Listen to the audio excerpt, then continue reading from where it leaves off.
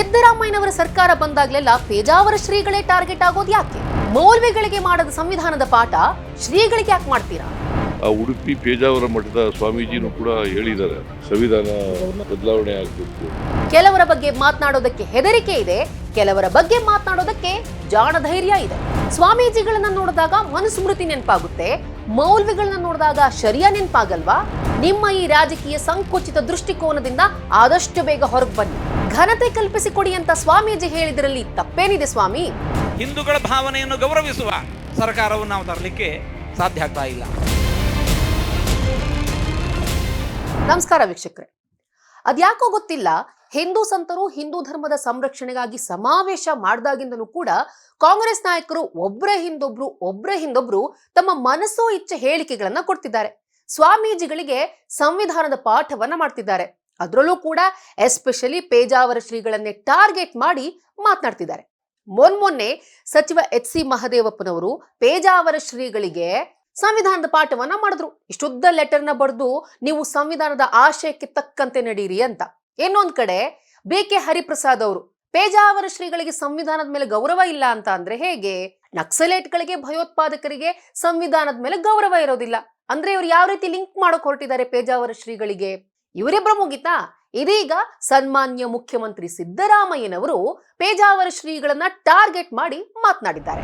ಆ ಉಡುಪಿ ಪೇಜಾವರ ಮಠದ ಸ್ವಾಮೀಜಿನೂ ಕೂಡ ಹೇಳಿದ್ದಾರೆ, ಸಂವಿಧಾನ ಬದಲಾವಣೆ ಆಗಬೇಕು ಅಂತ. ಐ ಡೋಂಟ್ ನೋ, ಸಂವಿಧಾನ ಬದಲಾವಣೆ ಆಗಬಾರದು ಅಂತಲೇ ನಾವೆಲ್ಲ ಹೋರಾಟ ಮಾಡ್ತಾ ಇರ್ತದೆ. ಇಲ್ಲಿ ಒಂದು ವಿಚಾರವನ್ನ ಗಮನಿಸಿ. ಕಾಂಗ್ರೆಸ್ ಸರ್ಕಾರದ ನಾಯಕರು, CM ಆದಿಯಿಂದ ಹಿಡಿದು ಸಚಿವರು ಕೂಡ ಪೇಜಾವರ ಶ್ರೀಗಳನ್ನ ಯಾಕೆ ಟಾರ್ಗೆಟ್ ಮಾಡಿ ಮಾತನಾಡ್ತಿದ್ದಾರೆ? ಇದು ಈಗಿನಿಂದಲ್ಲ. ಸಿದ್ದರಾಮಯ್ಯ ಅವರು ಯಾವ್ಯಾವಾಗ ಅಧಿಕಾರಕ್ಕೆ ಬರ್ತಾರೆ ಆಗೆಲ್ಲವೂ ಕೂಡ ಪೇಜಾವರ ಶ್ರೀಗಳನ್ನ, ಆಗ ಹಿರಿಯ ಸ್ವಾಮೀಜಿಗಳನ್ನ ಅವರು ಟಾರ್ಗೆಟ್ ಮಾಡ್ತಿದ್ರು. ಈಗ ಈ ಸ್ವಾಮೀಜಿಗಳನ್ನ ಟಾರ್ಗೆಟ್ ಮಾಡ್ತಿದ್ದಾರೆ.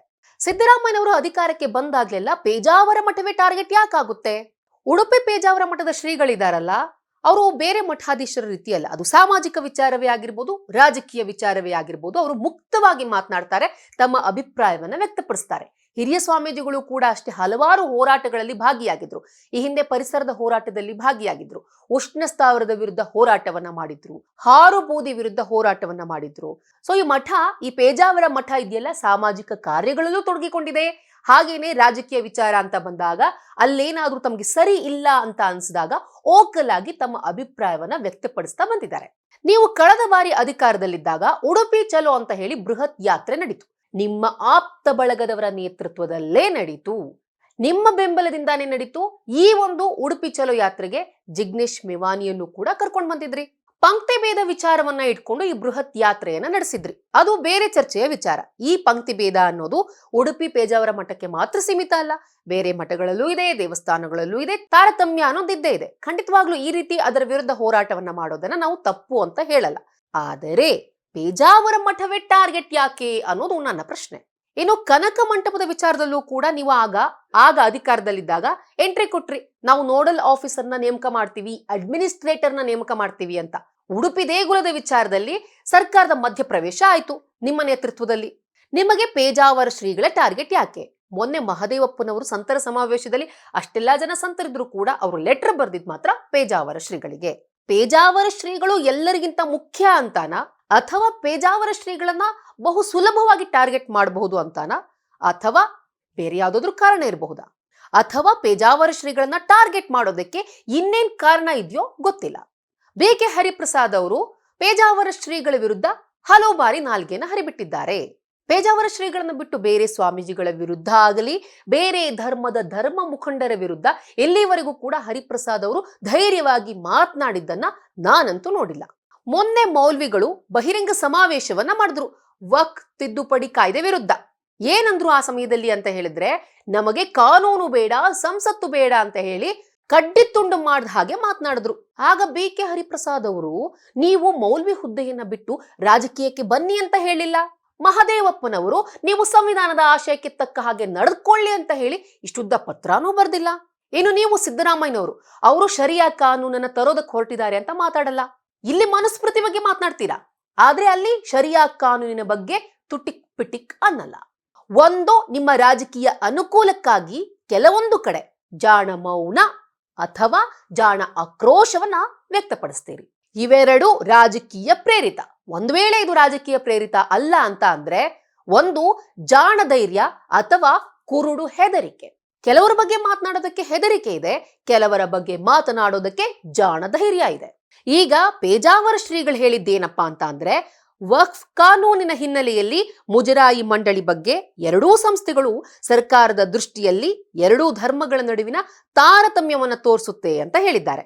ಮುಜರಾಯಿ ಇಲಾಖೆ ಹಿಂದೂ ದೇವಸ್ಥಾನಗಳನ್ನ ತನ್ನ ಸುಪರ್ದಿಗೆ ತೆಗೆದುಕೊಳ್ಳೋದಾದ್ರೆ ವಕ್ಫ್ ಬೋರ್ಡ್ಗೆ ನೀವು ಅವಿಚ್ಛಿನ್ನವಾದ ಅಪರಿಮಿತವಾದಂತಹ ಅಧಿಕಾರವನ್ನ ಕೊಟ್ಟಿದ್ದೀರಾ. ವಕ್ಫ್ ಬೋರ್ಡ್ ಒಮ್ಮೆ ಕಣ್ಣು ಹಾಕ್ತು ಅಂತ ಹೇಳಿದ್ರೆ ಆ ಜಮೀನು ಅವ್ರದಾಗುತ್ತೆ. ಒಂದು ನೋಟಿಸ್ ಅನ್ನ ಕೊಟ್ರೆ ಸಾಕು, ನೆಕ್ಸ್ಟ್ ಡೇನೆ ಆ ಜಮೀನು ವಕ್ಫ್ ಬೋರ್ಡ್ ಪಾಲಾಗುತ್ತೆ ಅಂತ ಹೇಳಿ ಸ್ವಾಮೀಜಿಗಳು ಕಳವಳವನ್ನ ಕಳಕಳಿಯನ್ನ ವ್ಯಕ್ತಪಡಿಸಿದ್ದಾರೆ. ಬಹುತೇಕ ಪೇಪರ್ಗಳಲ್ಲಿ ಮಾಧ್ಯಮಗಳಲ್ಲಿ ವರದಿಯಾಗಿರೋ ಪ್ರಕಾರ, ಇನ್ನು ನೀವುಗಳು ಸ್ಟೇಟ್ಮೆಂಟ್ ಕೊಡ್ತಿರೋ ಪ್ರಕಾರ ನೀವೇನ್ ಹೇಳ್ತಿದ್ದೀರಾ ಅಂತ ಹೇಳಿದ್ರೆ ಸ್ವಾಮೀಜಿಗಳು ಸಂವಿಧಾನವನ್ನ ಬದಲಾವಣೆ ಮಾಡಬೇಕು ಅಂತ ಮಾತನಾಡಿದ್ದಾರೆ. ಈ ರೀತಿ ಹೇಳಿಕೆ ಕೊಡೋದು ತಪ್ಪು ಅಂತ. ಫಾರ್ ಯುವರ್ ಕೈಂಡ್ ಇನ್ಫಾರ್ಮೇಶನ್, ನಾನು ಕೂಡ ಆ ಕಾರ್ಯಕ್ರಮವನ್ನ ಕವರ್ ಮಾಡಿದ್ದೀನಿ. ನಾನು ಪೂರ್ತಿ ಕಾರ್ಯಕ್ರಮದವರೆಗೆ ಅಲ್ಲಿದ್ದೆ. ನನ್ನ ಗಮನಕ್ಕೆ ಎಲ್ಲೂ ಕೂಡ ಸ್ವಾಮೀಜಿಗಳು ಪೇಜಾವರ ಶ್ರೀಗಳು ಸಂವಿಧಾನವನ್ನ ಬದಲಾವಣೆ ಮಾಡಬೇಕು ಅಂತ ಹೇಳಿಕೆಯನ್ನ ಕೊಟ್ಟಿಲ್ಲ.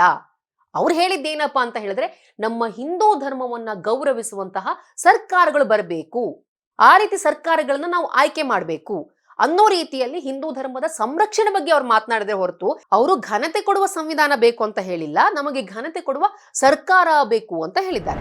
ಹಿಂದೂ ಮತವನ್ನು ಗೌರವಿಸುವ, ಹಿಂದೂಗಳ ಭಾವನೆಯನ್ನು ಗೌರವಿಸುವ ಸರ್ಕಾರವನ್ನು ನಾವು ತರಲಿಕ್ಕೆ ಸಾಧ್ಯ ಆಗ್ತಾ ಇಲ್ಲ. ಯಾವುದೋ ಆಸೆ ಆಮಿಷಗಳಿಗೆ ನಾವು ಬಲಿಯಾಗಿ ನಮ್ಮನ್ನು ಹಿಂದೂ ಧರ್ಮವನ್ನು ವಿಧ್ವಂಸಗೊಳಿಸ್ತೇವೆ ಅಂತ ಸಂಕಲ್ಪ ಮಾಡಿ ಹೊರಟಿರತಕ್ಕಂತಹ ಪಕ್ಷಗಳನ್ನು ಸರ್ಕಾರದಲ್ಲಿ ತಂದು ನಿಲ್ಲಿಸ್ತಾ ಇದ್ದೇವೆ. ಹಲವಾರು ಮಾಧ್ಯಮಗಳಲ್ಲಿ ವರದಿಯಾದ ಪ್ರಕಾರ, ನೀವುಗಳು ಹೇಳೋ ಪ್ರಕಾರ ಒಂದು ವೇಳೆ ಸ್ವಾಮೀಜಿಗಳು ಸಂವಿಧಾನ ಬದಲಾವಣೆ ಆಗ್ಬೇಕು ಅಂತಾನೆ ಹೇಳಿಕೆ ಕೊಟ್ಟಿದ್ದಾರೆ ಅಂತಾನೆ ಇಟ್ಕೊಳ್ಳೋಣ.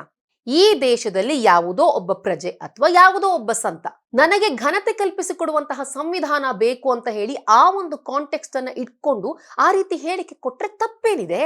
ಸಂವಿಧಾನ ಬದಲಾವಣೆ ಆಗ್ಬೇಕು ಅಂತ ಹೇಳ್ತಿಲ್ವಲ್ಲ. ನನ್ನ ಒಂದು ಧರ್ಮಕ್ಕೆ ಘನತೆ ಕೊಡುವಂತ ಸಂವಿಧಾನ ಬರಲಿ ಅಂತ ಹೇಳಿದ್ರಲ್ಲಿ ಯಾವ ರೀತಿಯಲ್ಲಿ ತಪ್ಪಿದೆ ಸಿದ್ದರಾಮಯ್ಯನವರೇ? ಅವರೆಲ್ಲೂ ಕೂಡ ಸಂವಿಧಾನವನ್ನ ಬದಲು ಮಾಡಿ ಅಂತ ಹೇಳಿಲ್ವಲ್ಲ. ಇದು ಸಂವಿಧಾನದ ತಿದ್ದುಪಡಿ.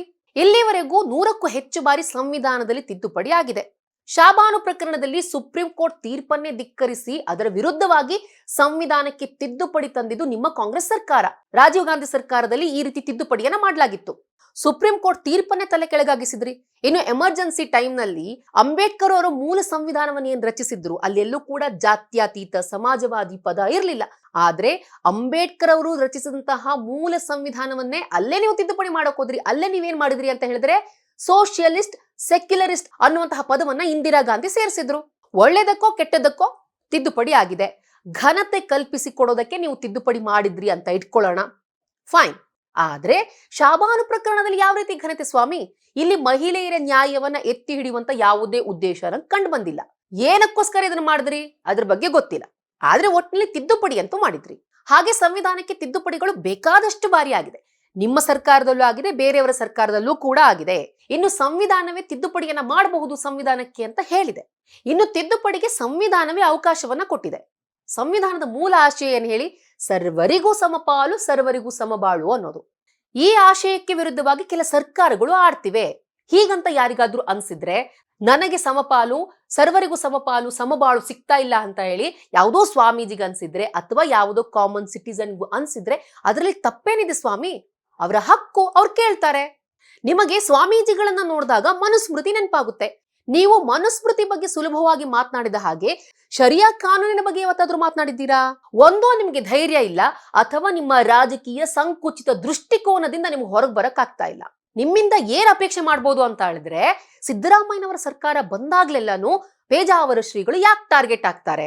ಇನ್ನೆರಡು ಕ್ವೆಶ್ಚನ್ ಇದೆ. ಅಲ್ಲಿ ಸ್ವಾಮೀಜಿಗಳು ಎಲ್ಲಿ ಮನುಸ್ಮೃತಿ ಬಗ್ಗೆ ಮಾತನಾಡಿದ್ರು ನನಗೆ ಗೊತ್ತಿಲ್ಲ. ಇನ್ನು ಸ್ವಾಮೀಜಿಗಳು ಹೇಳಿದ್ರಲ್ಲಿ ತಪ್ಪೇನಿದೆ?